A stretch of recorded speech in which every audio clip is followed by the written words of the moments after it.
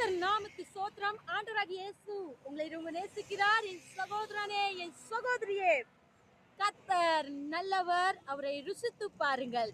ஆமென். கர்த்தர் எவ்வளோ நல்லவராய் இருக்கிறார்.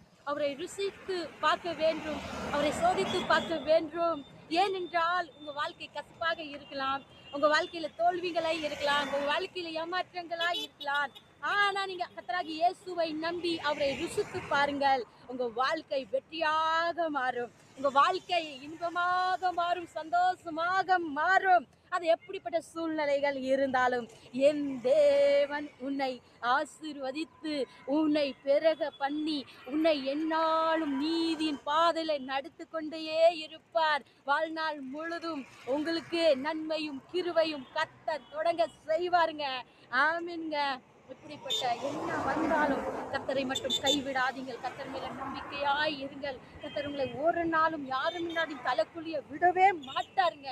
அப்படிப்பட்ட தேவன் எதுக்கு நான் சொல்லுங்க, அவர் நம்மளுக்காக ஜீவனை கொடுத்தவர். அவர் நம்மளுக்காக தானே யாவத்தை சகித்து கொண்டது, சிலுவையில மரணமானார். எதுக்குன்னா நீயும் நானும் வந்து நல்லபடியாக வாழ, சந்தோஷமாக வாழ. அத வசனம் சொல்லுது, கர்த்தருக்குள்ள நீ மனமகிழ்ச்சியாக இரு, கர்த்தருக்குள்ள சந்தோஷமாய் இரு என்று சொல்லப்படுகிறது.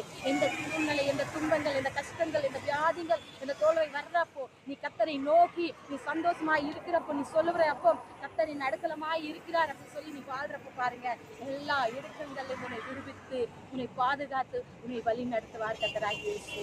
இயேசு உன்னை ரொம்ப நேசிக்கிறார். God bless you.